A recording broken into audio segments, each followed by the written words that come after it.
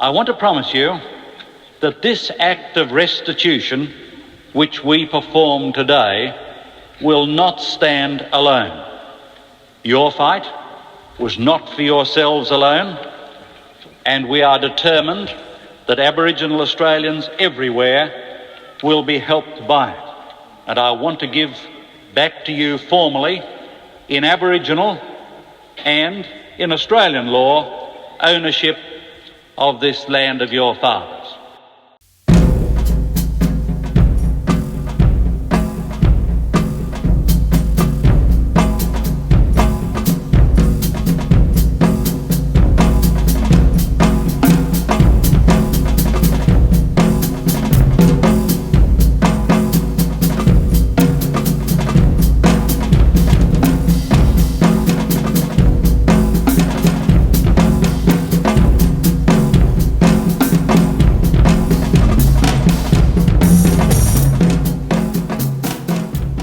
Acknowledgement of country.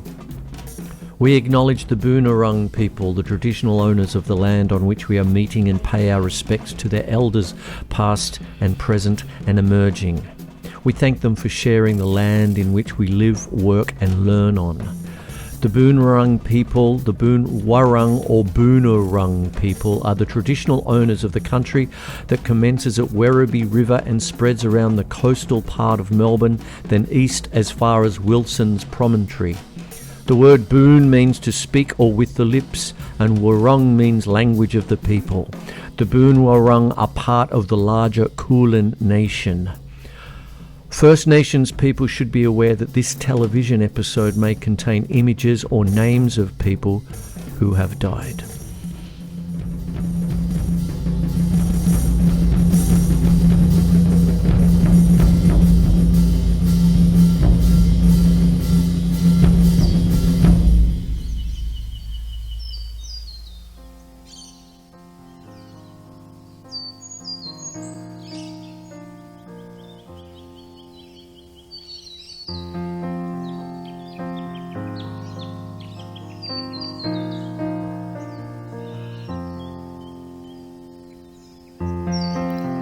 I feel moved when I see, hear and read about deeper acknowledgement of Indigenous history and knowledge in and of this country, Australia. I feel heartened when I see, hear, read and feel that knowledge is coming around again, that something is moving, something is beginning to be heard more and more. It's in gentle ways and in political ways, in learning from Indigenous elders and the younger ones and the in-between.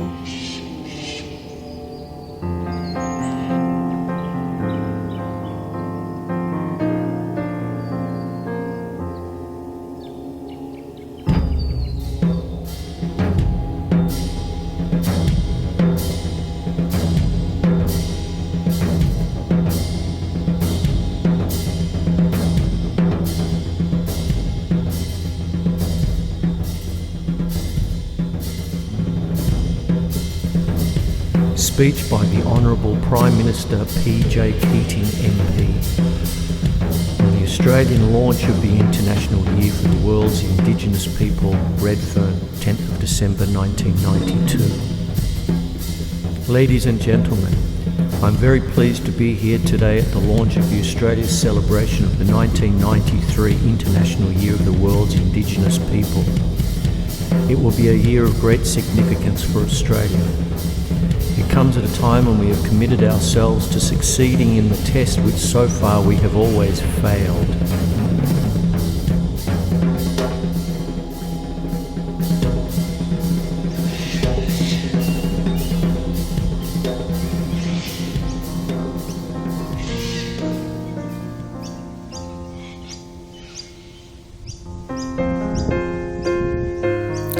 Tonight on TV, I watch a segment on a news show about learning a river's ecosystem that was nearly lost to the potential development of a dam just a few years ago.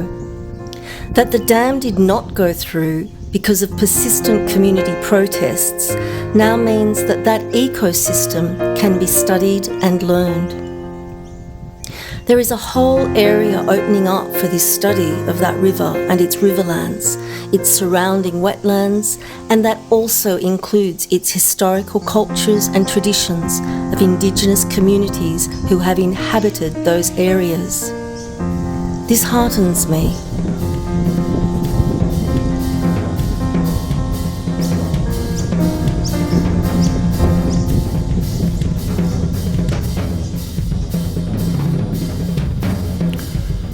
There is no more basic test of how seriously we mean these things. It is a test of our self-knowledge, of how well we know the land we live in, how well we know our history, how well we recognise the fact that complex as our contemporary identity is, it cannot be separated from Aboriginal Australia. How well we know what Aboriginal Australians know about Australia. Redfern is a good place to contemplate these things. Just a mile or two from the place where the first European settlers landed. In too many ways it tells us that their failure to bring much more than devastation and demoralisation to Aboriginal Australia continues to be our failure.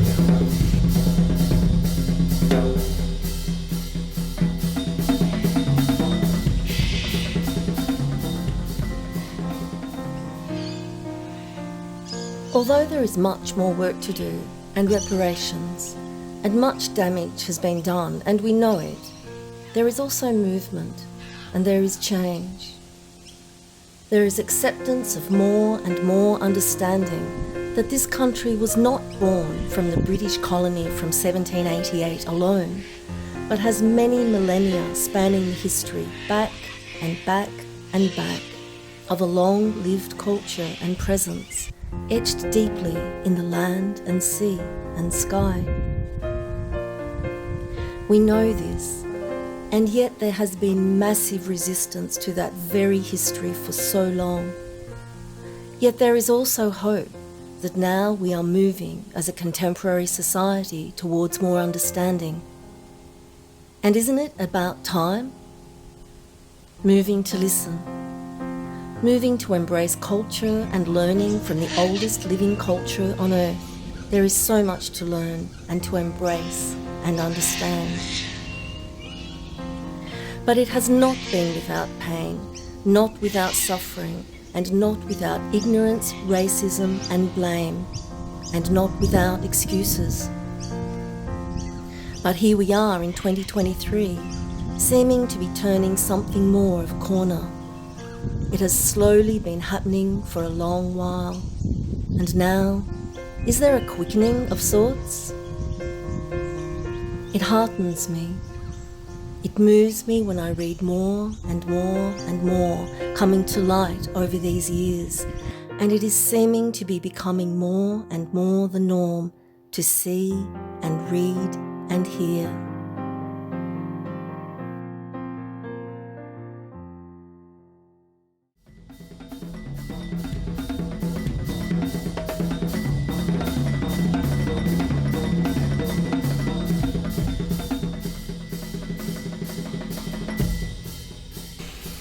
More, I think, than most Australians recognise, the plight of Aboriginal Australians affects us all. In Redfern, it might be tempting to think that the reality Aboriginal Australians face is somehow contained here, and that the rest of us are insulated from it. But of course, while all the dilemmas may exist here, they are far from contained. We know the same dilemmas and more are faced all over Australia.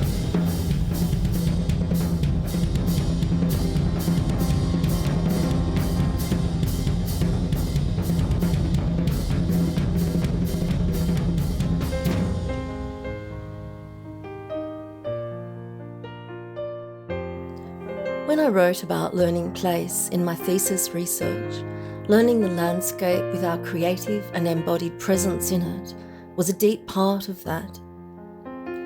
Deep listening as a research methodology is a practical and philosophical underpinning in my writing of place, and I also used other methodologies in other areas. At that time, I felt that I was on a slowly moving wave that was just getting started in some respects, or gaining some more momentum. But it wasn't only just getting started, and I knew that too. I felt part of something in that wave, and I was standing on the shoulders of others, of course, as still we all do, surfing the wave, as it were. We collectively are working on adding to the work and understanding of those who began to tell their stories, and of those who took those stories and told them further and wider afield. However, the fact is also that those stories have been being told for a long, long time, and then they were silenced. In that silencing itself, more stories were created, lived, and experienced, but were also silenced by the barrage of inequality and unsustainable ignorance present in a land of hostility and colonisation that required Indigenous voices to be unheard and Indigenous people to be unseen. Somehow these voices were required to be no longer in existence, or if in existence, relegated to the less deserving of a supposedly new country that had been claimed. We know that history has not always been recorded accurately as to the possession and theft from one race of people by another. In our country, on this land, atrocities have been committed even in the very name of the law that granted access for the land to be taken from another. It is up to each of us to learn history and to learn from this history.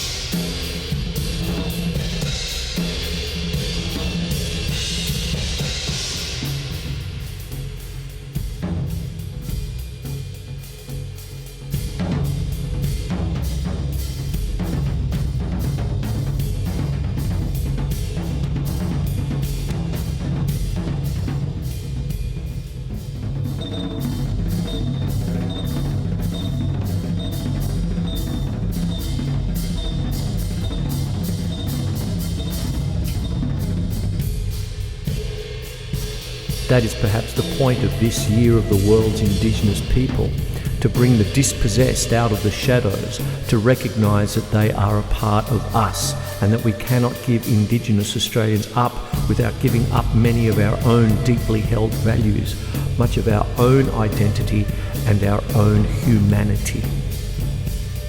Nowhere in the world, I would venture, is the message more stark than it is in Australia. We simply cannot sweep injustice aside, even if our own conscience allowed us to. I am sure that in due course the world and the people of our region would not. There should be no mistake about this. Our success in resolving these issues will have a significant bearing on our standing in the world.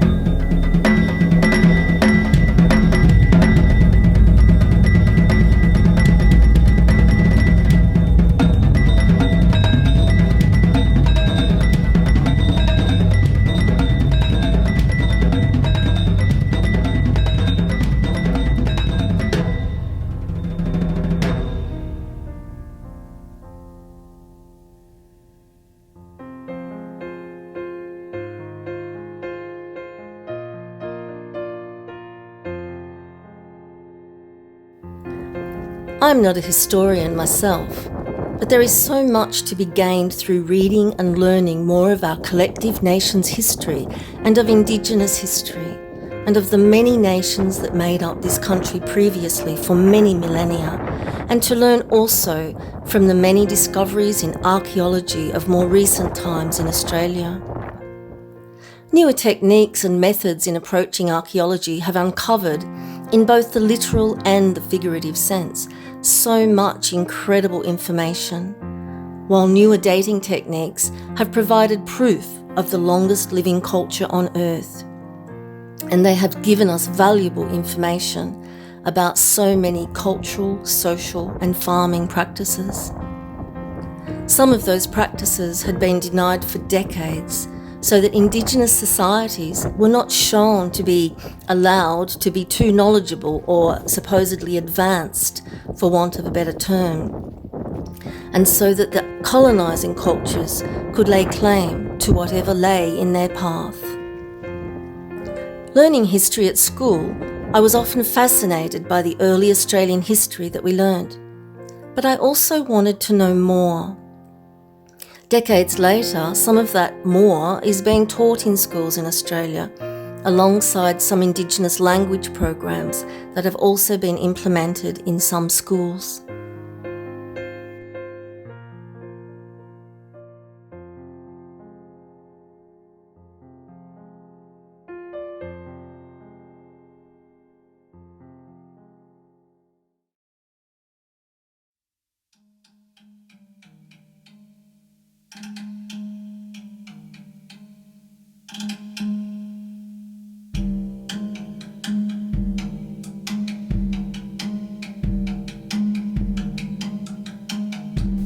However intractable the problems seem, we cannot resign ourselves to failure any more than we can hide behind the contemporary version of social Darwinism, which says that to reach back for the poor and dispossessed is to risk being dragged down.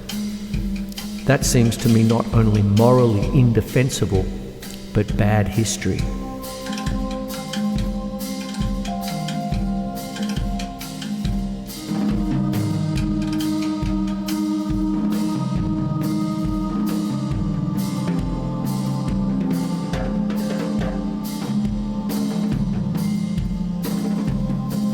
Authors such as Bruce Pascoe, whose book Dark Emu is now part of school syllabus learning, Billy Griffiths, Mark McKenna, Grace Karskens and others too have been bringing an entirely different, new, more realistic and balanced perspective to Australian history over some time. There is a focus on a much more holistic experience in relation to this country and its original owners, with discussions and research into how interactions between early colonisers and First Nations people were taking place, within a whole spectrum of it, rather than painting it in a light of being some kind of perfectly peaceful British colony takeover with some inconvenient Indigenous people getting in the way. Rather, it is acknowledging and exploring the immense history of Indigenous culture, acknowledging and discussing the devastation and destruction caused by colonisation on so many levels, as well as highlighting some breakthrough discoveries in archaeology.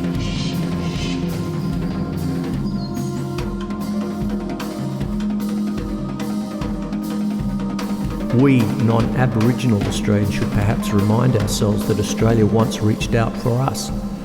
Didn't Australia provide opportunity and care for the dispossessed Irish, the poor of Britain, the refugees from war and famine and persecution in the countries of Europe and Asia? Isn't it reasonable to say that if we can build a prosperous and remarkably harmonious multicultural society in Australia, surely we can find just solutions to the problems which beset the first Australians, the people to whom the most injustice has been done?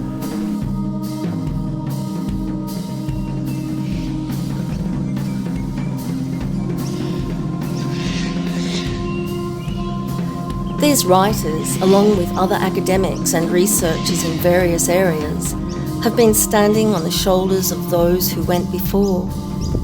Yet there are discussions and debates that have taken a long, long time to surface more readily in the general population and in the summaries and realities of our history. We don't stand in a vacuum, although there are certainly breakthroughs and research that have tipped some elements of thought on its historical head. There have been others who have also attempted to cross boundaries in various eras and to question the status quo of historical representations, and there have been those who have been silenced.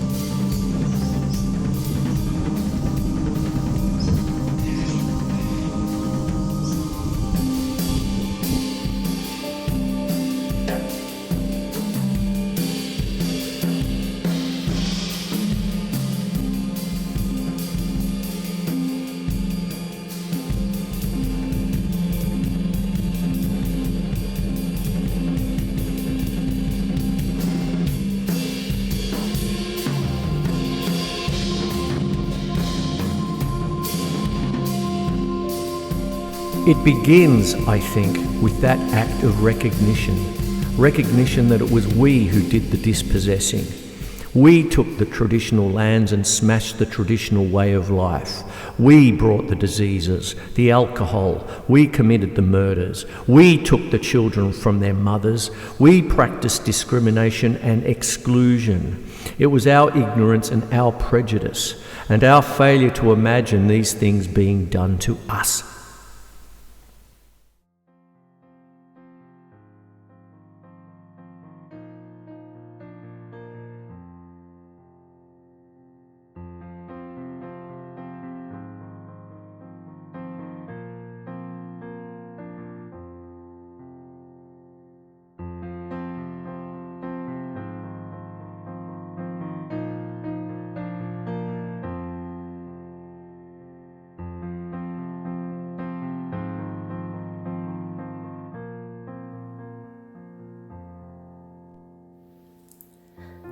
Now we stand at a crossroads, perhaps, at a corner, and it seems that there is no going back to the antiquated attitudes of colonisation history.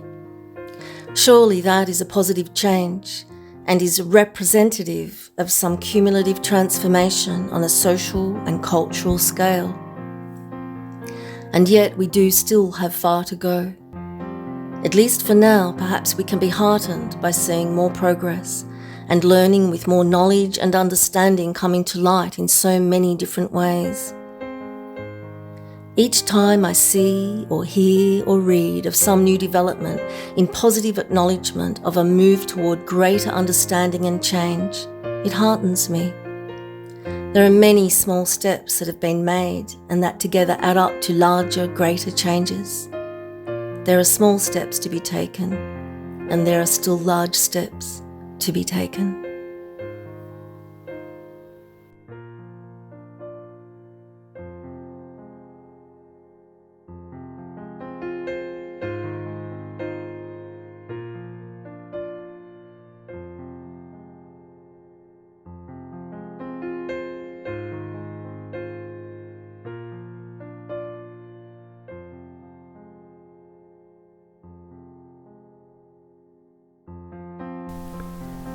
With some noble exceptions, we fail to make the most basic human response and enter into their hearts and minds.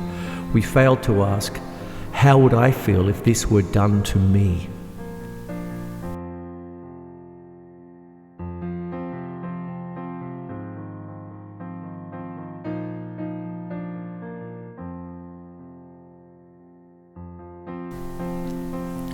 I think we are beginning to see how much we owe the Indigenous Australians and how much we have lost by living so apart. I said we non-Indigenous Australians should try to imagine the Aboriginal view. It can't be too hard. Someone imagined this event today, and it is now a marvellous reality and a great reason for hope. There is one thing today we cannot imagine. We cannot imagine that the descendants of people whose genius and resilience maintained a culture here through 50,000 years or more through cataclysmic changes to the climate and environment, and who then survived 2 centuries of dispossession and abuse, will be denied their place in the modern Australian nation. We cannot imagine that. We cannot imagine that we will fail. And with the spirit that is here today, I'm confident that we won't fail. I'm confident we will succeed in this decade. Thank you very much for listening to me.